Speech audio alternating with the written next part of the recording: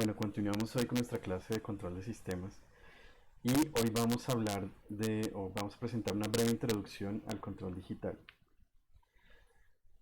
Hasta el momento pues hemos estudiado diferentes técnicas de control, pero todas se han limitado a control analógico. Esto significa que todas las variables que estamos considerando son variables de tiempo continuo. Y la implementación de estos sistemas de control se hace en la práctica usando circuitos analógicos. Eh, pero pues actualmente esto ya ha cambiado, que la idea es que ahora se usan sistemas digitales como microprocesadores o microcontroladores. Y pues esto ha sido gracias a que estos dispositivos electrónicos cada vez han pues, disminuido su precio considerablemente y cada vez más tienen mayores funcionalidades y capacidades que permiten eh, diseñar o implementar algoritmos mucho más complejos. Entonces, esta es, digamos que la principal ventaja y la principal causa por la cual estos dispositivos se están usando ahora pues mucho más que los circuitos analógicos. Básicamente un sistema de control digital en nuestro contexto de control, de sistemas de control, eh, es un subsistema que toma señales digitales como entradas, produce señales digitales como salidas y básicamente en su interior es un computador que se encarga de controlar el proceso, es decir, que internamente hay unos algoritmos que calculan cuáles son las leyes de control pues para controlar la planta. Y algo importante es que deben existir unos circuitos que son como unas interfaces entre el mundo analógico y el mundo digital, porque la planta sigue siendo un sistema analógico, mientras que el computador es digital. Entonces esos circuitos especiales, que son esas interfaces, se encargan de convertir esas señales de su representación digital, analógica y viceversa, para poder como comunicar esa información entre la planta que se está controlando y el controlador digital. Entonces aquí vemos un esquema básico de un sistema de control digital. Entonces, pues es un lazo cerrado que ya hemos visto muchas veces. El actuador y el proceso pues son los mismos que ya conocemos, están ubicados aquí en la rama directa del lazo de control. Pues estos son generalmente sistemas físicos y sus señales son analógicas. Por ejemplo, la entrada del actuador es una señal analógica, la señal que va del actuador al proceso también es analógico y la salida controlada pues es una salida analógica. Luego pues esa señal es capturada usando un sensor. Supongamos que la planta, por ejemplo, es un motor eléctrico, entonces tendremos aquí supongamos que la salida es la posición del motor. Entonces el sensor de posición que mide esa posición podría ser, por ejemplo, un potenciómetro. Entonces esa señal de posición, que es una variable dada en grados o en radianes, el sensor la convierte en otra señal analógica que, por ejemplo, en este caso sería un voltaje. Luego pues tenemos un convertidor analógico digital que, como les dije, se encarga de convertir esa señal analógica a digital. Entonces básicamente obtiene un número binario que representa de alguna manera esa señal analógica. Y pues luego esa señal ya digitalizada que viene desde el sensor entra al computador digital justo y también entra en compañía con la referencia, que si estamos entrando aquí directamente al computador digital, pues esa señal también será una señal digital. Y pues el computador se encargará de calcular el error, o sea, la diferencia entre la referencia y la señal que estamos midiendo, pero ya representada como un número binario. Calculará su ley de control basada en esa señal de error y generará aquí a la salida una señal digital que es la señal de control.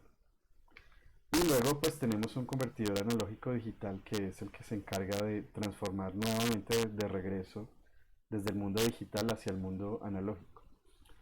Y pues lo que convierte allí pues es la señal de control que ya se está introduciendo al actuador y pues ahí ya se cierra el lazo de control. Entonces, o sea, ¿por qué o cómo se implementan estos controladores digitales? Pues los controladores analógicos, como les decía, las leyes de control que hemos visto, por ejemplo, se expresan en términos de una función de transferencia. Entonces uno lo que puede hacer, si por ejemplo diseñó un control PID o un compensador, entonces puede usar circuitos analógicos como que pues tienen por ejemplo resistores, capacitores y amplificadores operacionales y con eso construye una malla con los circuitos RC que tienen esas propiedades que corresponden a esa función de transferencia que queremos implementar. Es decir, ahí la implementación física se hace diseñando circuitos que tengan esos elementos. Y allí, hasta allí, pues ya tenemos nuestro controlador, lo conectamos a la planta y ya. Ese sería el caso analógico. Ahí no hay necesidad de convertidores analógicos digitales ni nada de esto porque todo es analógico. Mm, la parte fundamental aquí en este contexto que estamos hablando hoy es que esos circuitos implícitamente realizan la operación de integración. Ustedes saben que un capacitor es un integrador de corriente, entonces eh, la idea es que esa operación de integración es algo fundamental cuando solucionamos ecuaciones diferenciales. Entonces, si uno quiere solucionar una ecuación diferencial, puede hacerlo integrando a partir pues, integrando la ecuación diferencial básicamente. Y mientras tanto, pues los computadores digitales no pueden integrar, ellos solo pueden hacer sumas, restas, multiplicaciones, divisiones, corrimientos, o sea, esas son las operaciones básicas de un computador digital. Entonces, esa integración eh, queremos hacerla dentro de un computador, pero no la podemos hacer exacta, sino que hay que hacerla de forma numérica, es decir, hay unos algoritmos que aproximan la solución exacta, la solución analítica, y esto se hace usando ecuaciones algebraicas. Esas ecuaciones algebraicas son las que se pueden calcular de forma iterativa dentro del computador. Y pues básicamente digamos que hay dos formas generales de diseñar controladores digitales. El primero sería basado en lo que ya hemos aprendido en el curso, que es primero realizar el diseño de un controlador en tiempo continuo, o sea, lo que hemos hecho siempre, diseñar un PID, un compensador en adelanto, atrás o lo que sea. Y una vez uno tiene ya el controlador diseñado y verifica que en tiempo continuo satisface los requerimientos, entonces se procede a hacer una operación que vamos a llamar discretización, que es obtener una representación digital de ese controlador. Em, la ventaja de este enfoque es que pues que ya conocemos métodos de diseño de control en tiempo continuo, entonces pues ya podemos empezar a usarlos eh, para aplicarlos al diseño digital. Pero la principal desventaja es que como estamos haciendo una discretización, que es una aproximación, esa aproximación puede introducir errores que pueden o no ser significativos, pues eso va a depender del problema y de los parámetros que se seleccionen para realizar esa discretización. Entonces eso hay que tenerlo en cuenta y vamos a hablar un poco de eso en un momento. El otro enfoque es diseñar el controlador directamente en el dominio digital, es decir, considerar directamente el controlador como un sistema digital y por ejemplo usar técnicas como el lugar de las raíces que ya conocemos pero en el contexto de sistemas digitales y usando eso pues uno puede hacer eh, eh, el diseño del controlador digital directamente. Digamos que la ventaja principal de esto es que no hay errores de aproximación, o sea, las soluciones que se obtienen con estos controladores pues son mejores en general que usando aproximaciones. pero pues ya son otros métodos específicos de sincronización los que se usan allí, eh, que no, pues por el tiempo no vamos a mencionar aquí en el curso. Entonces vamos a enfocarnos en este primer método, que es usando un controlador de tiempo continuo y después discretizándolo. Entonces aquí tenemos un diagrama un poco más detallado de cómo es un sistema de control digital. Entonces aquí pues tenemos la planta, pues la planta digamos que aquí incluye directamente el actuador.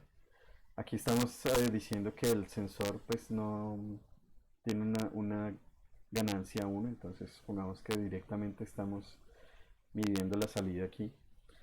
Y aquí lo que tenemos es esta parte que está aquí abajo, que es el convertidor analógico digital. Digamos que tiene dos partes, entonces tiene un muestreador y el convertidor analógico digital. Entonces el muestreador lo que hace es, como aquí lo vemos, está representado como por un switch. Ese switch se está cerrando y abriendo con una periodicidad de tiempo t. O sea, el periodo con el que se cierra ese switch es t. Y lo que hace es tomar muestras discretas de la señal y de t. Esas muestras discretas entran al convertidor analógico digital y se convierten en un número binario. Entonces, los convertidores analógicos digitales, digamos que su característica más importante es la resolución, y esa resolución está dada por el número de bits que tenga el convertidor digital como disponibles para representar valores numéricos. Por ejemplo, si tenemos un ADC de 10 bits, esto quiere decir que tenemos 2 a la 10 valores posibles eh, que se pueden representar con 10 bits, o sea, 1024 valores. Y estos 1024 valores, si los asignamos, por ejemplo, en un rango de 0 a 1 voltio, entonces tendremos 1024 como escalones que dividen ese intervalo de 0 hasta 1 voltio, que representan diferentes niveles de voltaje analógico. Y esto, en este caso, por ejemplo, si tenemos 1024, es aproximadamente una resolución de 0.1%, que en general ya es bastante bueno. O sea, con 0.1% tenemos una buena resolución eso ya dependerá también de qué tipo de señales y cuáles son los intervalos que esa señal maneja como mínimos y máximos. Pues dependiendo de esa aplicación se seleccionará una DC con eh, diferente resolución. Entonces, lo ideal es que tenga más bits para poder representar más valores y para disminuir ese error de aproximación. Aquí es donde precisamente se introduce un error en la aproximación de la medición. Entonces la conversión de la señal Y, como les decía, se realiza periódicamente usando ese muestreador, ese sampler, con un periodo T, y ahí obtenemos una señal Y de K de T. Quiere decir que son muestras discretas de esa señal. Y pues la otra señal que tenemos allí importante es la referencia. Entonces esa referencia, vemos que aquí también tiene un muestreador y pues se toman muestras y pues eh, esas muestras de la señal de referencia se comparan con las muestras de la señal discretizada. Entonces la idea es que aquí entre pues una señal digital directamente, como les había dicho, o si uno, digamos que si es una referencia que viene desde que es una señal analógica. Por ejemplo, supongan que yo tengo una planta y la referencia es un potenciómetro que el operario, digamos que gira a diferentes posiciones para subir o bajar la referencia, supongamos. Entonces esa señal habría que discretizarla para poder introducirla aquí al computador y poderla comparar con la señal discretizada que sale, pues que viene del sensor. Otra forma, pues podría ser usando un puerto de comunicación. Entonces uno podría simplemente ir mandando las referencias de manera periódica o cuando sea necesario los valores digitales que, que queremos que tome la referencia al computador directamente. O sea, un computador tiene diferentes interfaces a través de las cuales puede recibir datos. Entonces podría ser directamente medirla como una señal analógica, la referencia, o tomando el valor digital directamente, por ejemplo, a través de un puerto de comunicación. Entonces, el convertidor digital analógico, que es el que está aquí a la salida pues, de este bloque principal, lo que hace es tomar ya la señal de control U que calculó el computador y convertirla en un voltaje o en una, sí, en un voltaje que es ya es una señal analógica UDT. Algo que necesitamos aquí es que este convertidor digital analógico funciona también de forma periódica con este mismo periodo T. Entonces, cada vez que transcurran T segundos, pues el convertidor analógico digital entregará un dato.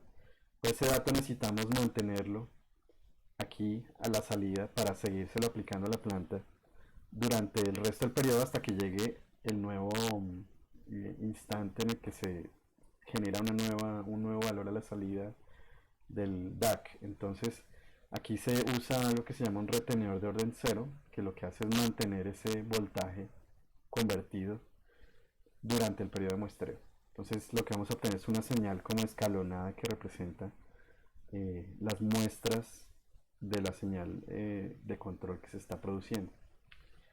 Y pues ya ese voltaje VT se aplicará directamente al actuador, o sea, podría por ejemplo usar un amplificador y luego aplicarlo al actuador, como se usa normalmente en un controlador analógico.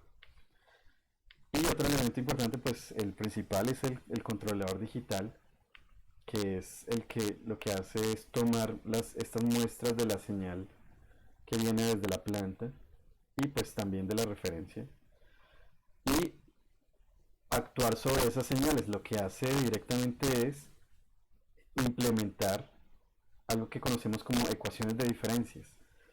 Eh, es decir, en tiempo continuo, nosotros sabemos que hay varias formas de representar sistemas dinámicos. Entonces, por ejemplo, uno puede representar un controlador PID o un compensador en atraso y en adelanto usando una función de transferencia, por ejemplo.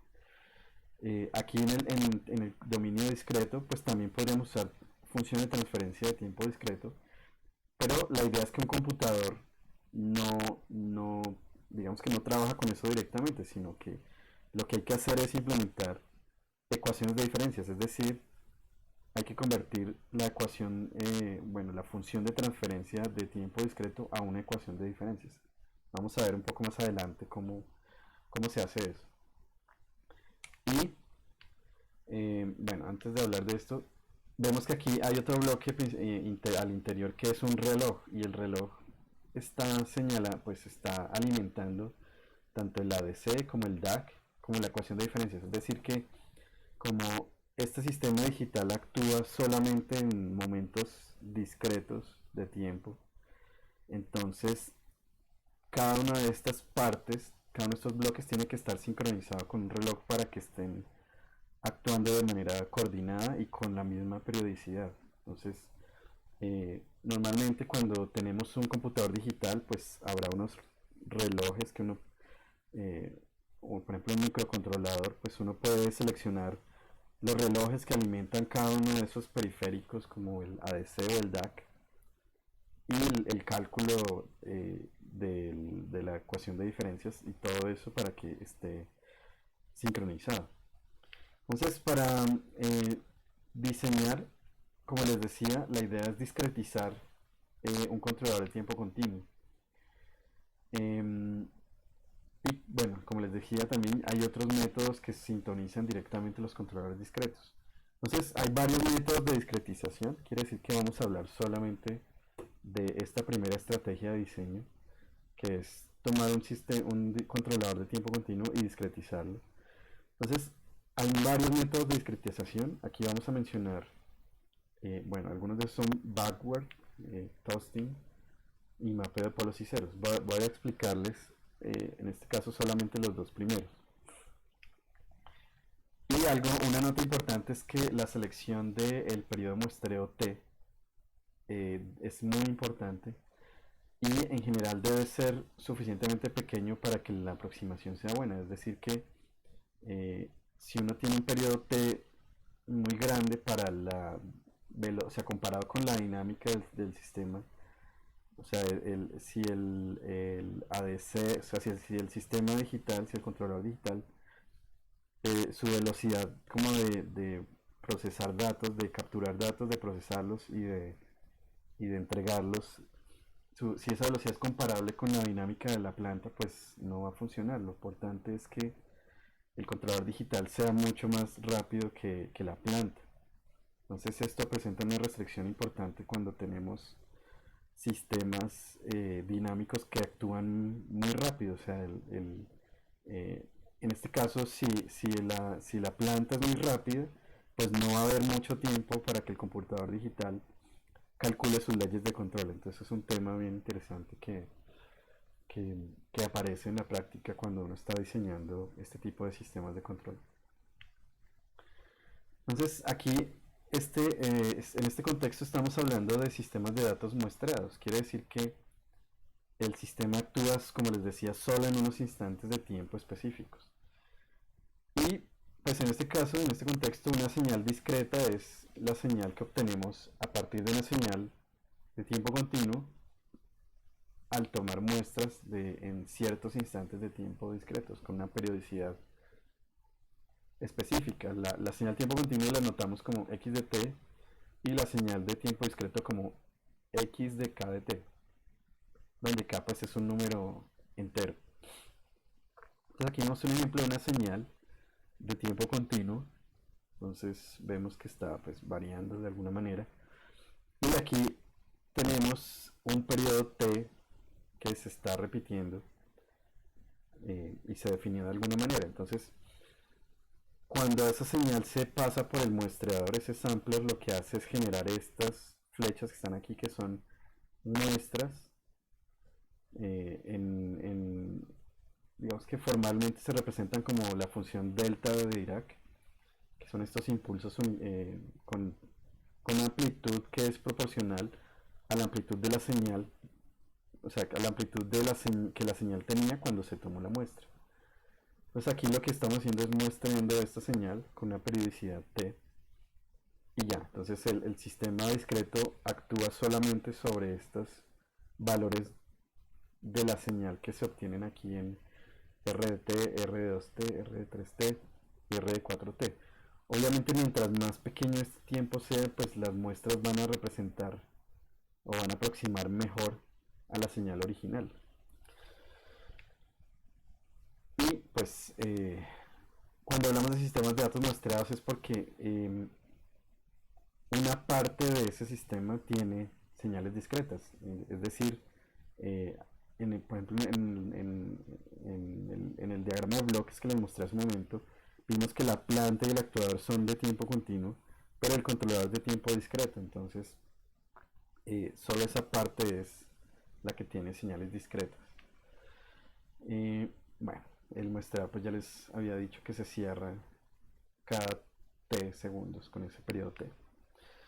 Entonces, algo que como les decía, bueno, digamos que este esquema de muestreador sería lo que se usa para tomar el dato. Esto sería lo que estos valores numéricos de R de t, R de 2t, R de 3t y R de 4t son los que capturaría el convertidor analógico digital para procesarlos y convertirlos en un número binario. Mientras que dijimos que para el convertidor digital analógico necesitábamos mantener la señal. Entonces aquí vemos el ejemplo de la misma señal. Entonces si agregamos al muestreador, le agregamos un circuito de hold, en este caso de orden 0, lo que veríamos es algo así. Cada vez que se toma una muestra, ese valor se mantiene durante el resto del periodo. Por ejemplo, aquí cuando llega a este instante de tiempo t, pues se toma la muestra y se mantiene el valor. En 2t se toma la muestra y se mantiene el valor. Y así. Entonces esto, por ejemplo, sería más o menos lo que el actuador vería, o lo que el actuador, a lo que estaría entrando el actuador luego de salir de el DAC, ¿sí?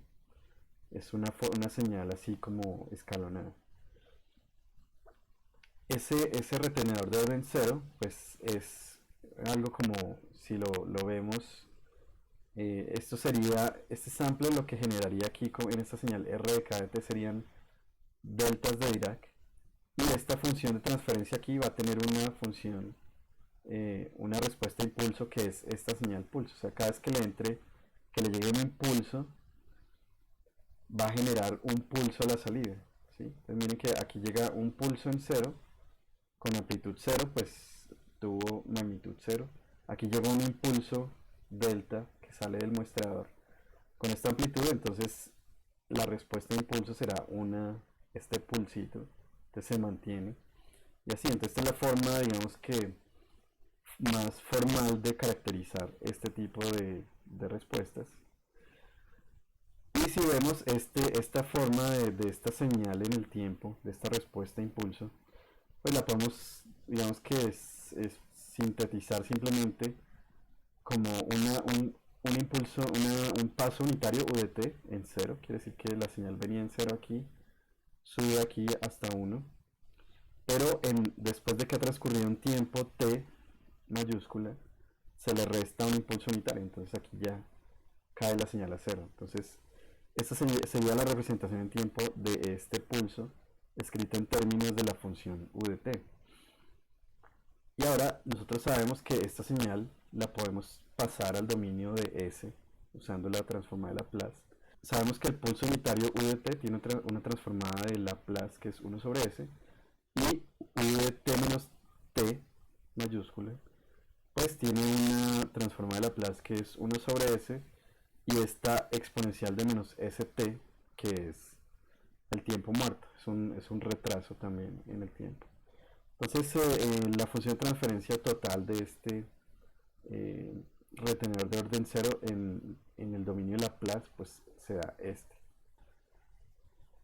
Entonces la transformada z es la que en este contexto se utiliza para tomar un sistema dentro de un sistema de datos mostrado, para tomar una señal o un sistema y representarlo en el dominio de la frecuencia, pero hablando de tiempo discreto, es decir, es, es una transformada que es análoga a lo que es la transformada de Laplace para tiempo continuo. Toma un sistema o una señal de tiempo continuo y lo lleva al dominio de la frecuencia. Aquí tenemos un sistema o una señal de tiempo discreto, y usando la transformada z la llevamos al dominio de la frecuencia. Y pues la definimos de esta manera como una transformada z de una función de tiempo. La podemos escribir como una f mayúscula de z. Z es la variable compleja, es decir, con Laplace la variable compleja es s, aquí es z. Y lo definimos como la sumatoria desde k igual 0 hasta infinito de f de k de t, quiere decir, estas son es la señal muestreada de la señal f de t multiplicada por z a la menos k. Entonces esta z pues es la variable compleja de tiempo discreto. Por ejemplo, si tomamos un escalón unitario, que es una señal de este tipo, vale 0 para tiempos menores a 0 y vale 1 para los tiempos mayores o iguales a 1. Calcular la transformada de z de ese escalón unitario pues es muy simple, simplemente reemplazar aquí en esta sumatoria. Entonces cuando estamos hablando de tiempos menores a 0, pues sabemos que la transformada x de z es igual a esa sumatoria de los valores de la función muestrados. Entonces como esa función siempre vale 0, pues aquí ponemos 0, y por z a la menos k pues nos da 0. Y para los tiempos mayores o iguales a 0, pues aquí tenemos un 1, que es este 1. O sea, si tomamos muestras del paso unitario para tiempos positivos o en el tiempo, en instante 0, pues siempre vamos a obtener un 1 en esas muestras. Entonces, si multiplicamos 1 por este z a la menos k, pues nos queda una serie infinita, que va de 0 a infinito, que es 1 más z a la menos 1 más z a la menos 2 más z a la menos 3. Y esa serie es una serie convergente, quiere decir que tiene un valor al que converge. Y en este caso ese valor es 1 sobre 1 menos z a la menos 1, que se puede escribir como z sobre z menos 1. Entonces, esta es la transformada z de, una, de un escalón unitario en tiempo. La transformada z también tiene unas propiedades similares a las de la transformada de Laplace. La primera pues es la homogeneidad, quiere decir que si yo tengo una señal de tiempo y la multiplico por una constante k, entonces al sacar la transformada z de eso, lo que obtenemos es k por la transformada z de la función x, es decir, las constantes salen de la sumatoria de la transformada z. La segunda propiedad es la aditividad, quiere decir que si tenemos dos funciones en el tiempo y sacamos la transformada de z de esas dos funciones, pues es lo mismo que sacar la transformada z de cada una y sumarlas. Entonces estas dos propiedades lo que nos indican es que la transformada z es una transformada lineal, o sea, es homogénea y aditiva, cumple las dos propiedades. La tercera propiedad, que es muy importante en este contexto que estamos hablando, es que si tenemos una señal x de t menos nt, esto quiere decir que tenemos una señal x de t que tiene un retraso o un desplazamiento en el tiempo cuyo valor es n veces un periodo t que nosotros hayamos definido, pues al calcular la transformada z de eso, lo que obtendremos será lo mismo que si tomamos la transformada z de x y lo multiplicamos por z a la menos n, donde n es el número de periodos de tiempo que la señal de tiempo se había desplazado. Entonces esto es bien importante porque en las ecuaciones de diferencia vamos a obtener estos términos que están aquí y de esta forma los vamos a relacionar con las funciones de transferencia especificadas en términos de la variable z. Esto se cumple si x de t es igual a 0 para tiempos menores a 0 y si la transformada z de esta función x de t existe. ¿Okay? Y tenemos también otras dos propiedades importantes que son el valor inicial y el valor final, que en este caso, por ejemplo, lo que podemos decir es que si queremos calcular el valor inicial de la señal x en el tiempo 0, o sea, en tiempo 0, será igual a, es lo mismo que es calcular el límite cuando z tiene infinito de la transformada z de esa función x de t. Si es que ese límite existe, porque no siempre existe. Y el valor final, pues es el valor de la señal en el tiempo infinito, al final de los tiempos. Queremos saber cuánto será el valor de x en el tiempo. Será lo mismo que hacer el límite cuando z tiende a 1 de z menos 1 por la transformada de z de x. Y esto se cumple si el límite existe, si el sistema es estable. Entonces estas propiedades las vamos a usar bastante, como les decía, principalmente las primeras tres, para el diseño de los controladores digitales. Entonces vamos a ver un ejemplo de la transformada z. Vamos a ver cuál es la transformada z de la derivada de una función x de t. Entonces esto lo vamos a usar también a continuación. Entonces hay una aproximación que podemos hacer de la derivada, que es simplemente tomar el valor x en un instante de tiempo t mayúscula, un instante k por t, menos x en el anterior instante de tiempo, o sea, en el periodo anterior, o sea, un periodo t antes que el valor inicial. Quiere decir que estamos tomando un valor actual, donde, o sea, esta k por t será igual a esta t, ¿sí? Lo que estamos diciendo es, esta t la interpretamos como kt, este instante de tiempo.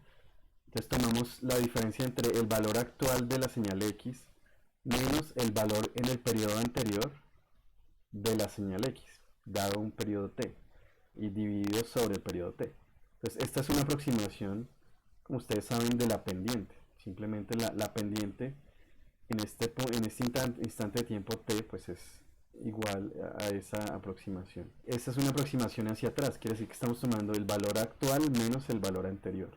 Con las propiedades de la transformada, o sea, si calculamos la transformada z de este término que está aquí, de esta aproximación, que será esto, pues sabemos primero que esta t es una constante, entonces sale de la transformada, entonces quedaría simplemente la transformada z del numerador, y la transformada z del numerador pues simplemente, miren que son dos términos que se están sumando, en este caso, bueno, una resta, entonces es lo mismo que calcular la transformada z de cada uno de los términos en esa suma, entonces la transformada z de este primer término, x de kt, es x de z, menos la transformada z de todo esto, pues será, como dijimos, según la tercera propiedad, la transformada de x de t nos da esta x de z y la multiplicamos por z elevado a la menos el número de periodos o sea, el número de periodos que la señal estaba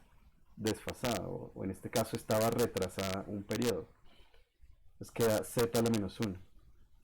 Y pues aquí podemos sacar factor común de x y nos queda esto que está aquí. Y finalmente pues podemos multiplicar z arriba y abajo y obtenemos esto. Entonces miren que lo que estamos diciendo es que si sacamos la transformada z de la derivada, lo podemos aproximar a esto, z menos 1 sobre zt por x de z. Entonces esa es una aproximación de primer orden para obtener la derivada. Entonces miren que nosotros sabemos que la transformada de Laplace de una derivada de una función del tiempo siempre lo hemos escrito como s por la transformada de Laplace de la función x de t, que es x de s, más unos términos que tienen que ver con x sub 0, pero asumiendo que x sub 0 es 0, nos queda esto. Y ahora, comparándolo con lo que obtuvimos aquí arriba, entonces podemos ver que lo que tenemos es, o sea, al transformar estas señales de tiempo, en ambos casos obtuvimos la transformada de la señal a la frecuencia multiplicada por un término. Entonces en el término de frecuencia tuvimos esto que está aquí, y en el término, cuando hablamos de Laplace tenemos S.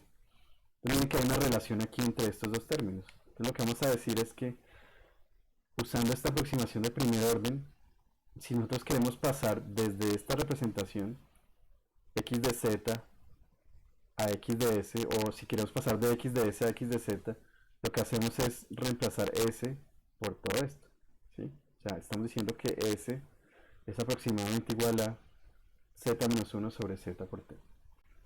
Entonces hay una relación aproximada aquí, porque estamos usando esta aproximación para calcular fácilmente la transformada, pero aquí hay una aproximación que nos puede permitir ir del dominio de s al dominio de z y viceversa. Ahora, cuando analizamos la transformada z de la integral de una función, no voy a describir aquí el procedimiento, pero eso se realiza usando también una aproximación de la integral, que es tomar trapecios, quiere decir, es dividir el área bajo la curva en trapecios, y a partir de esa sumatoria de esos trapecios podemos calcular esta transformada z de esta manera, como t medios por 1 más z a la menos 1 sobre 1 menos z a la menos 1 por x de z, que es la transformada z de esta función x de t. Aquí podemos multiplicar arriba y abajo por z para obtener esto escrito de esta manera. Si recordamos de nuevo la transformada de Laplace de la integral de una función del tiempo, sabemos que es 1 sobre s por x de s. Entonces de nuevo podemos relacionar aquí la transformada z y la transformada s, la transformada de Laplace, y vemos que es la función transformada de x mayúscula multiplicada por un coeficiente que depende pues de la variable compleja que se está considerando. Entonces en este caso, esta aproximación trapezoidal se llama Tostin, y decimos que S es aproximadamente igual a 2 sobre t por z menos 1 sobre z más 1.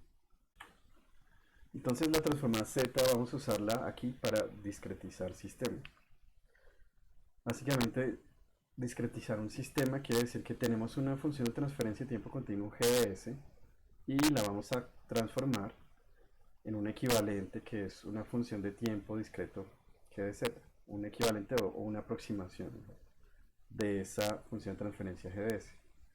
Entonces, en este caso, lo que podríamos hacer es tomar GDS, mejor dicho, la transformada GDZ es igual a la transformada Z de la transformada inversa de Laplace de GDS.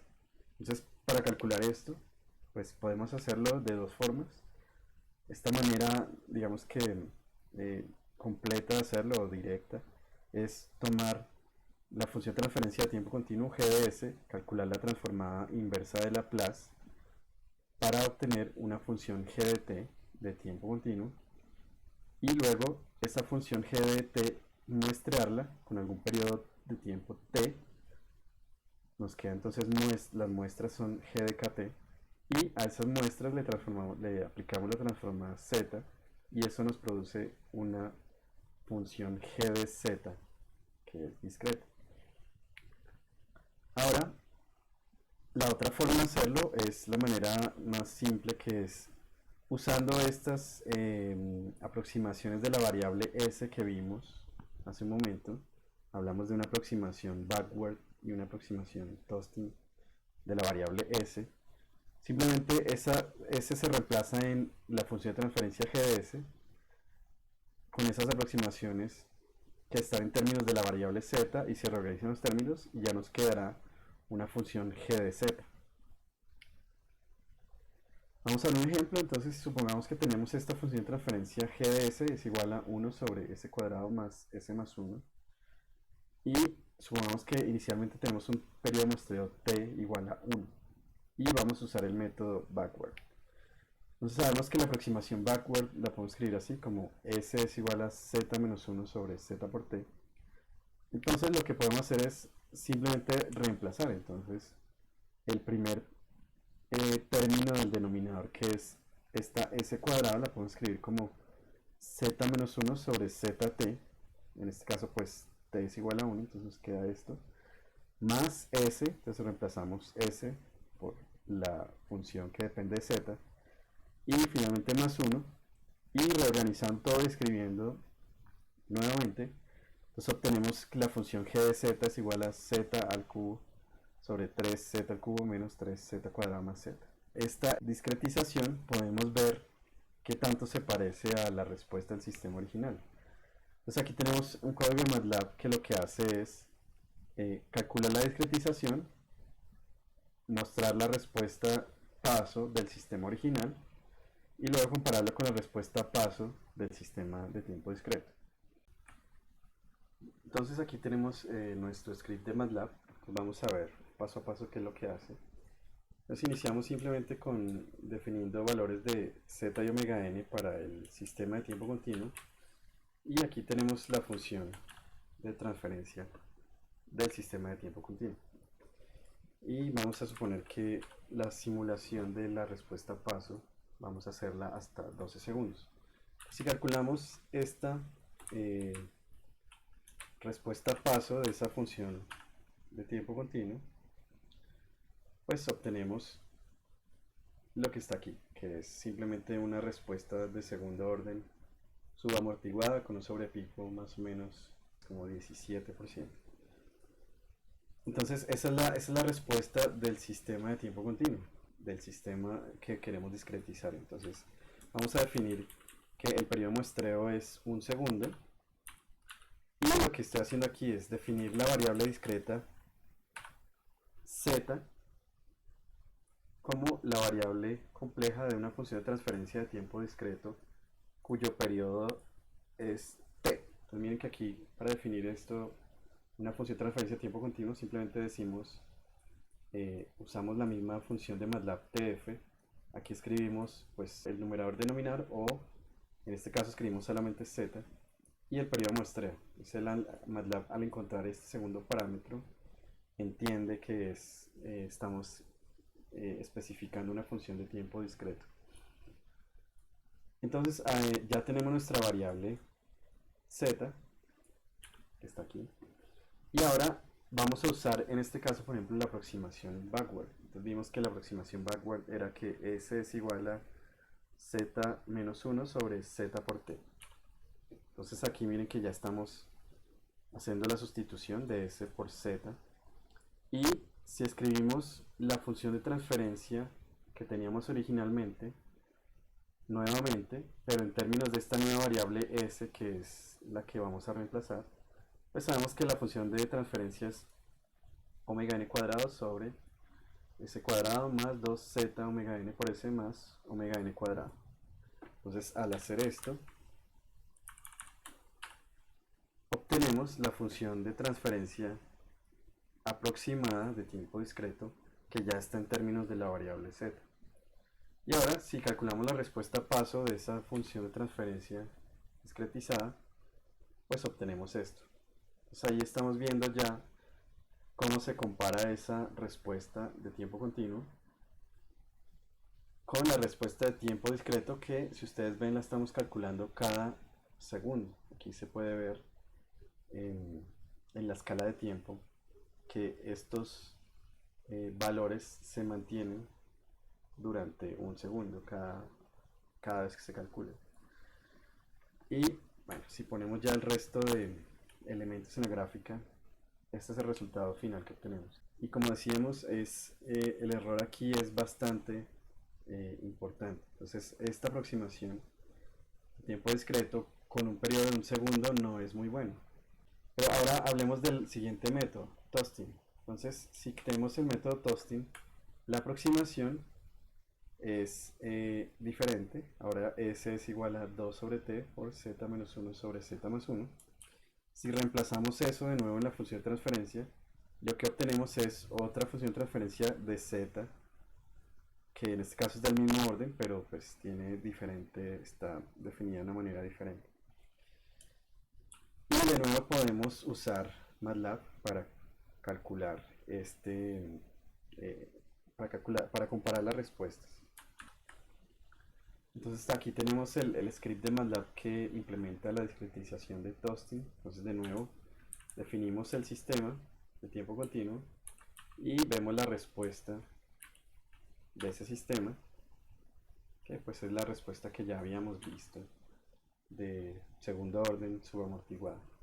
Definimos aquí en este caso también el periodo de muestreo t como igual a 1, definimos la variable z compleja, pero ahora la aproximación de s ya no es la que teníamos antes, sino ahora esta es la aproximación de toasting. S es igual a esta función que depende de z. Entonces obtenemos esta función de transferencia que representa la variable s, y si de nuevo reemplazamos eso en nuestra función de transferencia de tiempo continuo, obtenemos la nueva función de transferencia de tiempo discreto, y al calcular la respuesta paso, pues obtenemos otra aproximación.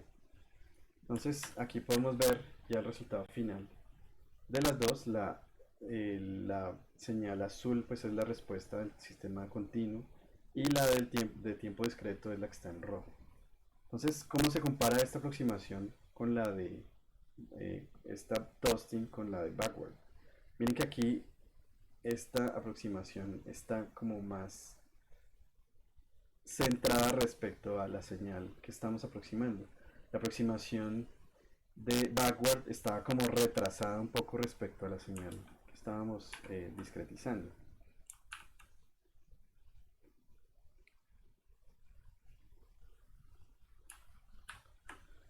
Entonces, si vemos el resultado que tuvimos aquí con toasting y lo comparamos con backward, miren que esta señal, como les decía, tiene como un retraso respecto a la señal que se está aproximando, mientras que aquí la aproximación está como un poco más cercana a la señal. Entonces, a simple vista, para el mismo periodo t igual a 1, esta aproximación de toasting parece ser que es mejor a la aproximación de backward.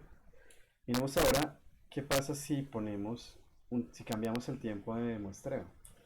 Entonces, en el caso de la aproximación backward, si tenemos o sea, si hacemos la discretización para tiempo igual a 2 segundos, 1 segundo, punto 5 y punto 1, obtenemos algo como lo que estamos viendo aquí. Entonces lo que se observa es que, eh, bueno, en azul está la respuesta de tiempo continuo.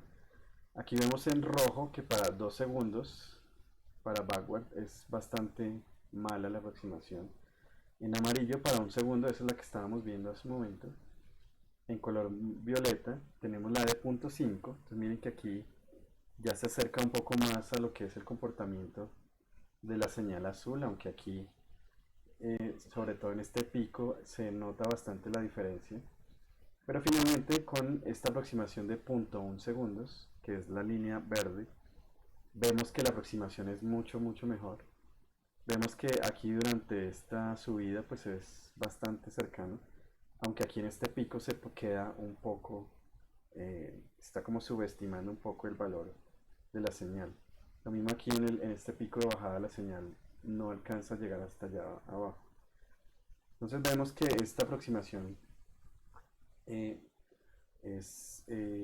pues tiene un error que es bastante notorio, incluso a pesar de que se use un periodo de muestreo muy pequeño comparado con digamos que con las constantes de tiempo de establecimiento de este sistema. Si miramos para el sistema discreto usando toasting, entonces la aproximación es diferente. Y aquí vemos el resultado. Entonces miren que bueno, para el tiempo 2, 1 y punto 5, bueno, digamos que 2 y 1 la aproximación es bastante mala. Pero miren que aquí en punto 5 ya se ve una aproximación escalonada bastante cercana a esa señal. Y en el color verde, la de punto 1, miren que es mucho más parecida a la aproximación, bueno, a la señal original que queremos aproximar. Entonces, aquí vemos que esta aproximación toasting es mejor que backward en este caso. La razón de eso es que la aproximación backward es de primer orden y la aproximación toasting es de segundo orden. Entonces, pues usando los elementos, todos estos elementos que ya hemos mencionado, vamos a presentar un procedimiento para diseñar controladores digitales. Entonces vemos que el primer paso pues es, como ya lo mencionamos, diseñar el controlador usando técnicas de tiempo continuo para la planta, que es un sistema de tiempo continuo. Pues ahí se puede usar todos los métodos que usamos para sintonización de PIDs, compensadores, etcétera, etcétera. Entonces, una vez tenemos ese controlador de tiempo continuo, pues debemos seleccionar un método de discretización, alguno de los que existen, y se selecciona el tiempo de muestreo T. Esto es muy importante porque pues ya vimos que el parámetro de tiempo de muestreo es muy importante y lo que determina es qué tan buena es la aproximación del sistema de tiempo discreto respecto al sistema de tiempo continuo. Luego pues discretizar el controlador usando el método de discretización y el tiempo de muestreo que se seleccionaron. Se verifica que los requerimientos del sistema se cumplen en lazo cerrado con el controlador discretizado, o sea, se compara con la respuesta del sistema de tiempo continuo, del controlador de tiempo continuo. Y finalmente, ya para implementarlo en un procesador o en un microcontrolador digital, pues esa función de transferencia de tiempo discreto se representa como una ecuación de diferencia.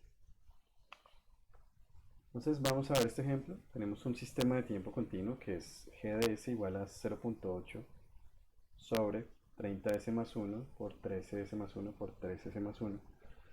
Entonces vamos a diseñar un algoritmo de control digital tal que el sistema tenga error estacionario 0 respecto a escalón unitario, el sobrepico menor o igual a 15% y el tiempo de establecimiento menor o igual a 100 segundos.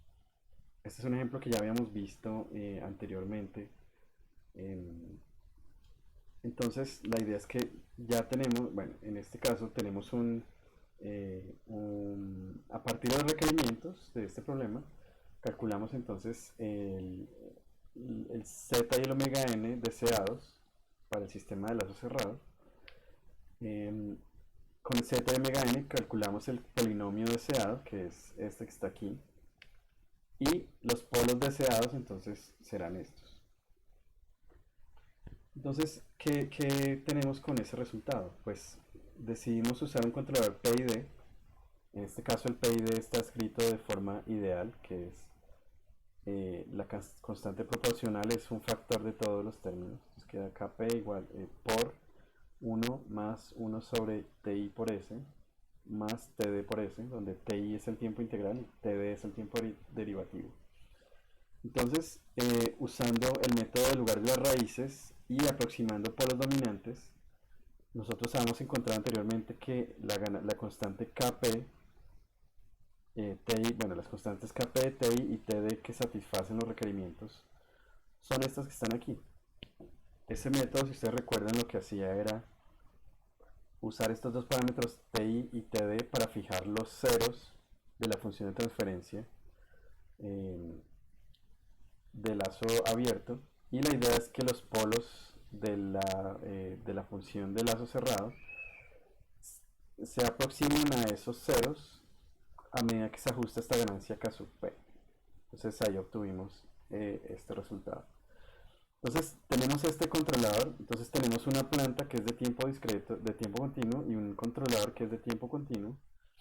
Y ahora, si calculamos la respuesta a paso de esa planta con ese controlador en lazo cerrado, pues obtenemos una respuesta de este tipo que cumple los requerimientos de un porcentaje de sobrepico menor a 15%, menor o igual, y tiempo de establecimiento de 100 segundos, y error estado estacionario 0. Aquí vemos que respecto a esta referencia de 1, elimina el error estado estacionario. Entonces, ese es el primer paso. Ya tenemos nuestro controlador de tiempo continuo diseñado. Entonces, ahora lo que queremos hacer es seleccionar un método de discretización y el periodo de muestreo. Entonces, para hacerlo, pues vamos a comparar las respuestas del sistema original de tiempo continuo. Entonces, aquí tenemos la planta y aquí tenemos el PID que acabamos de calcular. Aquí tenemos otro sistema que es la misma planta, pero con un controlador PID discretizado usando la aproximación de backward. Y el tercer sistema es, o el tercer lazo de control es la misma planta, pero usando la aproximación de toasting para el controlador PID. Entonces vemos aquí el código de MATLAB que implementa esta comparación y la discretización. Entonces tenemos, bueno, definimos nuestra variable de tiempo continuo S, escribimos aquí la función de transferencia de la planta en tiempo continuo, y usando esta función tfdata podemos extraer los dos vectores que contienen los coeficientes del numerador y el denominador de la función de transferencia que acabamos de calcular. Entonces, con esta información y bueno, además con los parámetros del controlador PID, podemos entonces ya definir nuestro controlador PID de tiempo continuo, que es este. Dijimos que era Kp por 1 más 1 sobre Ti por S más Td por S, y en tiempo continuo entonces esta será la función de transferencia del controlador PID. Si calculamos la respuesta, bueno, cerramos el lazo del controlador PID con la planta, pues calculamos la función de transferencia del lazo cerrado, y aquí calculamos la respuesta paso de ese sistema de lazo cerrado, pues obtenemos esta respuesta que satisface los requerimientos que definimos al comienzo para el sistema de control. Entonces aquí tenemos un sobrepico de aproximadamente 15% en tiempo de establecimiento aproximadamente 100 segundos, y vemos que el valor final de la señal se está aproximando a 1, o sea que estamos eliminando el error estado estacionario. Entonces esa es la respuesta del sistema original de tiempo continuo, es decir, lo que hicimos aquí fue tomar la planta, diseñar un controlador y calcular la respuesta de ese sistema, y esa es nuestra referencia. Sabemos que ese controlador en tiempo continuo satisface los requerimientos. Entonces esta fue la respuesta que obtuvimos en ese caso. Y ahora para hacer la comparación del sistema del controlador de tiempo continuo con las versiones discretas, entonces tenemos este modelo de Simulink donde tenemos el primer lazo de control, que es la planta, junto con el controlador PI de tiempo continuo que acabamos de verificar, que satisface los requerimientos. Aquí tenemos el segundo lazo de control, es la misma planta, pero usando una versión del PID de tiempo discreto utilizando la aproximación backward. Y el tercer lazo de control es la misma planta junto con un controlador de tiempo discreto aproximado usando Toasting. Entonces usamos este script de MATLAB que está aquí para realizar la discretización. En este caso primero del controlador backward del PID usando la aproximación de backward para diferentes periodos de muestreo. Entonces tenemos en este caso estos periodos de muestreo 2, 1, medio y 0.1 segundos. Y luego aquí lo que tenemos es simplemente un ciclo for que lo que hace es en cada iteración selecciona uno de estos tiempos de muestreo, calcula o define la aproximación de backward para ese periodo de muestreo en particular y hace la sustitución de S en términos de Z dentro de la función de transferencia de tiempo continuo del controlador PID para obtener la función de transferencia de tiempo discreto de ese controlador PID.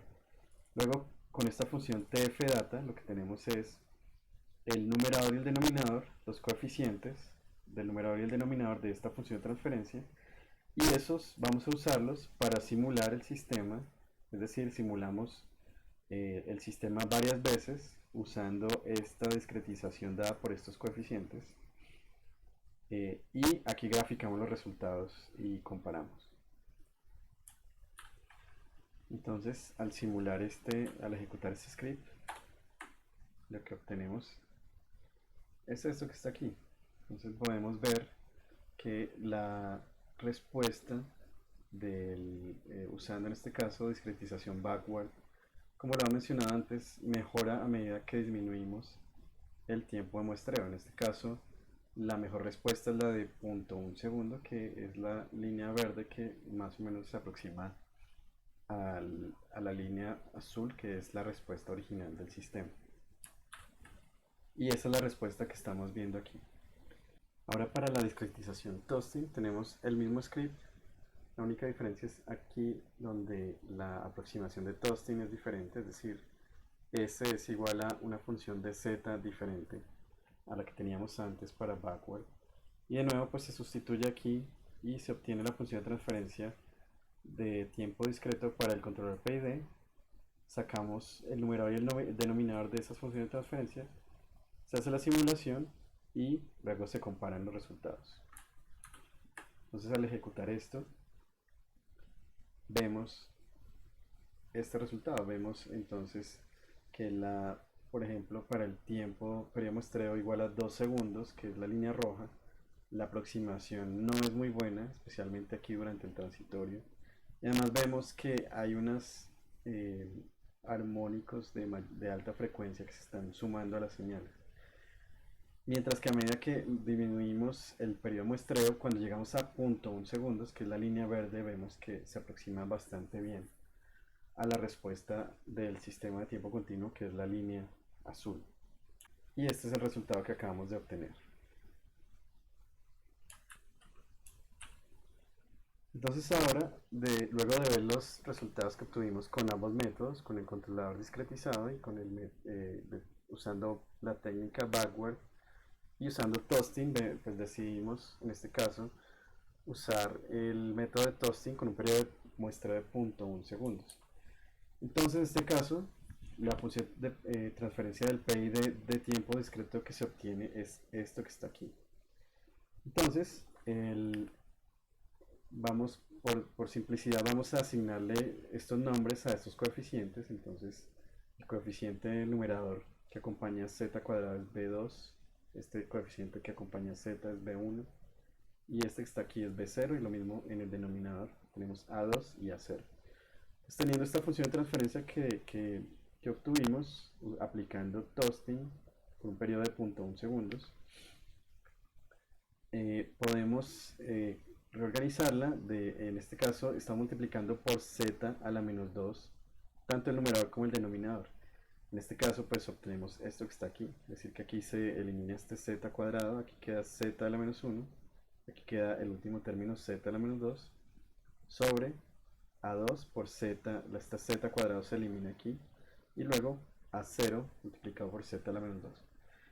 Entonces, lo importante, la razón por la que hacemos esto es que queremos que la función de transferencia quede expresado toda en términos de retardos. Estos z a la menos 1 y z a la menos 2, recuerden que lo que representaban en el tiempo discreto son retrasos de la señal discreta.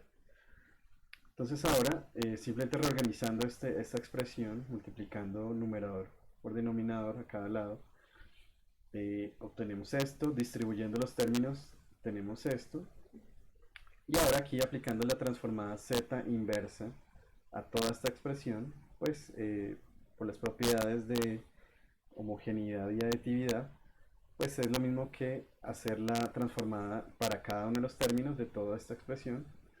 Y en este caso, por ejemplo, el primer término es una constante por la función, entonces la transformada será la misma constante por la función transformada desde el dominio de z hacia el dominio de tiempo.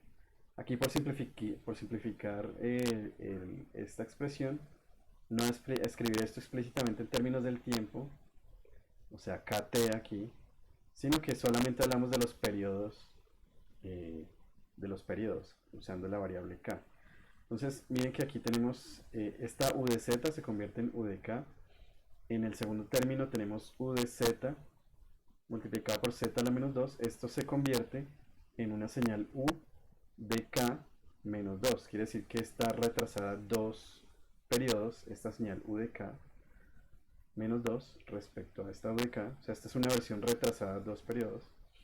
Y ahora aquí en este lado derecho tenemos lo mismo. Tenemos e de z es e de k. E de z por z a la menos 1 es e de k menos 1. Y e de z por z a la menos 2 es e de k menos 2. Donde pues este e de z, bueno, esta e sub k es la señal de error. Quiere decir que esta es la entrada del controlador PID. Y esta u es la salida del PID, que es la señal de control que va hacia la planta o hacia el actuador de la planta. Entonces aquí lo que podemos hacer es despejar u de k, que es la salida de esa función de transferencia, y la escribimos en términos de lo demás. Entonces despejando u de k obtenemos esto que está aquí.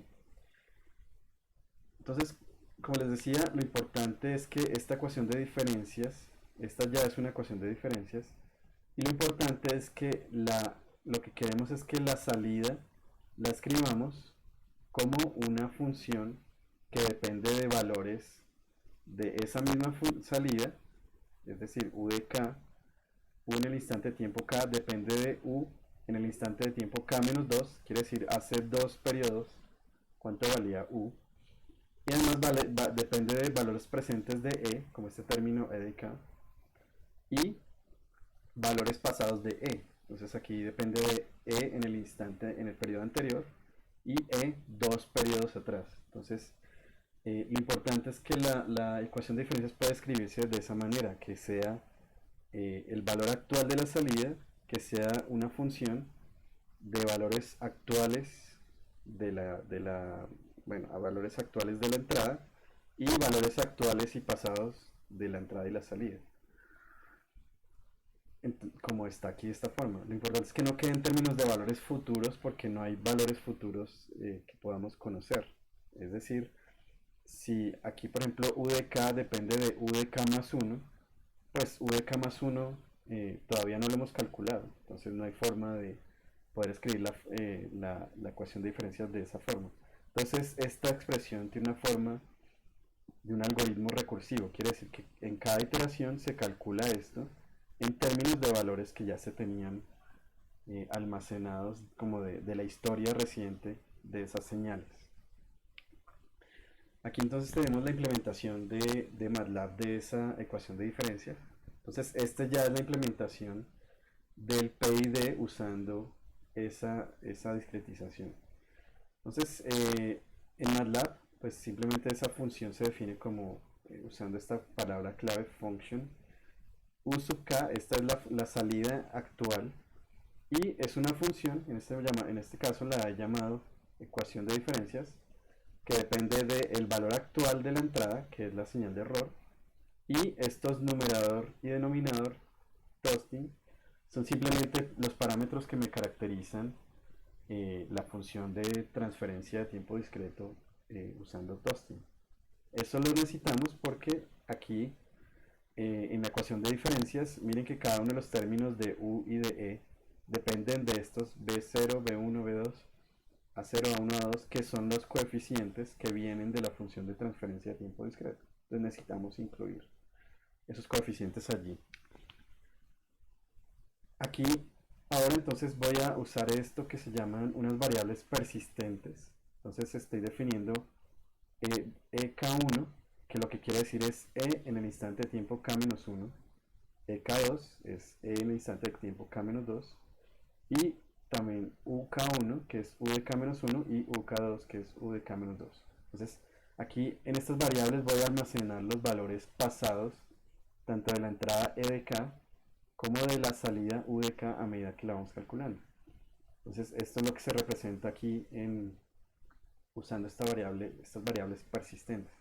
Lo importante cuando esto se implemente dentro de un microprocesador, por ejemplo, es que tenemos que asignar unos lugares de memoria donde en cada ciclo de la ejecución del algoritmo de tiempo discreto vamos a guardar esos valores de la entrada de error y de la salida que vamos calculando en cada iteración.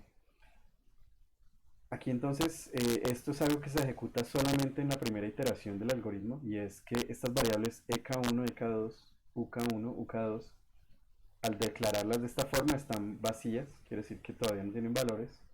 Entonces lo que hacemos aquí, si se cumple esa condición, que solamente sucede en la primera iteración, es asignarles valores de ceros, y esa es la inicialización de esos espacios de memoria. De igual manera, cuando lo implementemos en un microcontrolador, la idea es hacer durante el ciclo inicial, inicializar esas variables, o mejor dicho, antes de iniciar el cálculo de la ecuación de diferencias, haberle dado unos valores iniciales a esos lugares de memoria, porque si aquí hay basura o hay cualquier número arbitrario, pues eso nos va a dañar el cálculo. En este caso lo inicializamos con 0.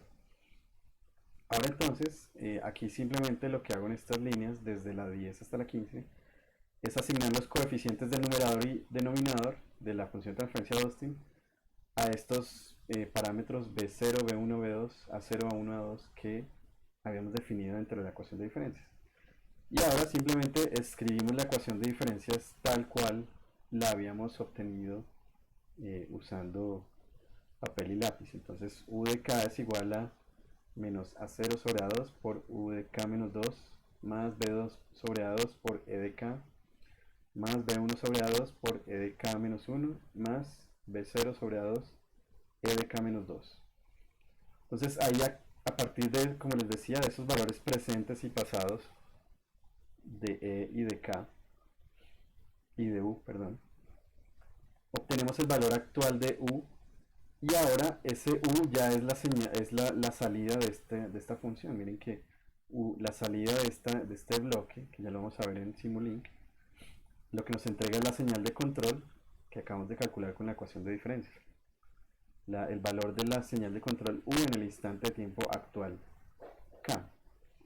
Y ahora algo muy importante es que para la siguiente iteración, cuando ya pasemos a ese instante de tiempo K más 1, entonces ya, o sea, el tiempo sigue avanzando, entonces ahora hay que hacer un corrimiento de los valores que tenemos almacenados. Quiere decir, lo que en esta iteración se llamaba E de K menos 1, en la siguiente iteración va a ser E de K menos 2. Y luego E de K, el E de K que tenemos actualmente, se va a convertir en e de k-1. Lo mismo con u. Y es lo que hacemos con esta asignación que está aquí al final. Entonces, repitiendo este ciclo de forma iterativa, simplemente al comienzo inicializando, luego calculando en cada ciclo la ecuación de diferencias y luego haciendo el corrimiento de los valores de e y de u, pues ya tenemos implementada la ecuación de diferencias. Entonces aquí tenemos el diagrama de Simulink que estamos usando para simular esta respuesta del sistema. Entonces vamos a comparar en primer lugar, pues este primer lazo de control corresponde a la planta con el controlador PID de tiempo continuo original que diseñamos. El segundo lazo de control es la misma planta junto con la función de transferencia de tiempo discreto que representa a Tostin. Aquí entonces es donde estamos diciendo el numerador y el denominador, y además estamos usando el tiempo de muestreo t. Es muy importante que aquí estamos definir el tiempo, el periodo de muestreo correctamente, porque si no, no va a funcionar. Como les decía, entonces en un microcontrolador no tenemos una forma de implementar directamente una función de transferencia, sino que lo que hay que hacer es implementar una ecuación de diferencias. Esa es la que tenemos aquí, que es la que ya vimos hace un momento. Y esa función lo que representa es la ecuación de diferencias, donde toma e, que es la entrada, que es la señal de error entre la referencia y la salida de la planta, y con esa error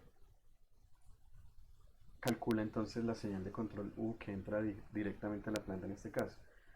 Aquí algo muy importante es que estamos usando esta señal, que es un reloj que tiene también el mismo periodo de muestreo t, para que el controlador o esta función, esta ecuación de diferencias solamente se calcule exactamente en esos mismos instantes de tiempo que nos interesa. Entonces al simular esto podemos comparar el resultado, y aquí lo que vemos es la respuesta. Entonces podemos ver, en este caso, en la señal amarilla es la respuesta del sistema continuo, y la azul y la naranja, que en este caso son la misma señal que está sobrepuesta aquí, es la aproximación de tiempo discreto. La azul es la de Tostin usando la función de transferencia, y la roja, bueno, o naranja, es usando la ecuación de diferencias que acabamos de implementar con este bloque que se llama MATLAB Function. Y ahora podemos ver también una comparación entre las señales de control de las dos, bueno, de la planta. Y aquí podemos ver cómo se comporta. Entonces aquí estamos viendo, en este caso, en amarillo es la señal de control que sale del control PID de tiempo discreto usando la función de transferencia, y la que está en azul es la ecuación de diferencia. Entonces vemos también que, como habíamos dicho, el tiempo de muestreo aquí está en 0.1 segundos. Entonces vemos que cada 0.1 segundos el controlador de tiempo discreto está calculando un nuevo valor para la señal de control. Y en este caso pues son exactamente iguales, quiere decir que nuestra implementación sí corresponde exactamente con la ecuación de diferencias. Entonces aquí podemos ver ese mismo resultado, pero además estamos viendo aquí en azul la señal de control de la planta continua. Entonces vemos que la señal de control de tiempo discreto de los controladores de tiempo discreto es bastante diferente a la señal de control del sistema original. Entonces aquí hay que tener cuidado pues con eso, porque pues habrá que tener en cuenta si la planta o si el actuador tiene unos límites de saturación. Entonces queremos que en ningún momento el controlador digital vaya a superar esos límites. Y pues finalmente pues vemos aquí que el resultado es el mismo. Quiere decir que el control digital está funcionando y está dándonos la misma respuesta en lazo cerrado comparada respecto al sistema eh, de tiempo continuo original que diseñamos.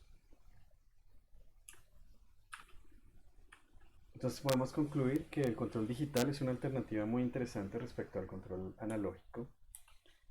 Sus principales ventajas, pues, básicamente son la mayor flexibilidad en la implementación respecto al control analógico.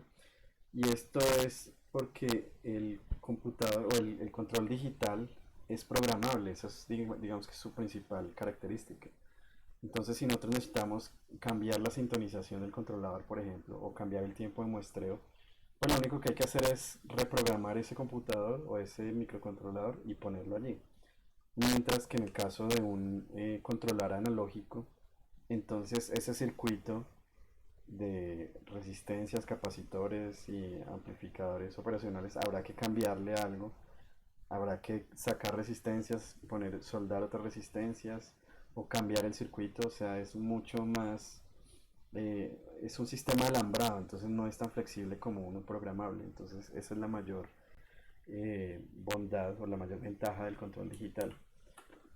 Algo también que es importante es que esos componentes, por ejemplo, esos valores de esas capacitancias o esos inductores, cuando han pasado algún tiempo, por ejemplo varios años, pues sus valores no van a ser los mismos que, por ejemplo, sus valores de capacitancia o de resistencia ya habrán cambiado, entonces ya no, por ejemplo, las ganancias entonces de nuestro controlador cambiarán y el controlador empezará a comportarse de forma diferente y podría llegar a generar problemas, por ejemplo, inestabilidad o que el desempeño simplemente no sea bueno. Mientras que un controlador digital, pues esa implementación digital no va a cambiar a lo largo del tiempo. Entonces esa también es otra ventaja importante. Y también pues digamos que los controladores digitales actuales eh, pues tienen un costo bajo, pero además el desempeño es muy alto. Quiere decir que esos procesadores funcionan a unas velocidades muy rápidas que permiten calcular fácilmente y en tiempo real esas ecuaciones de diferencias. Y además, algo muy interesante es que ya, por ejemplo, un microcontrolador dentro de su mismo chip ya normalmente incluye, por ejemplo, un convertidor analógico digital, convertidor digital analógico o salidas de PWM, por ejemplo, para manejar motores o cosas así.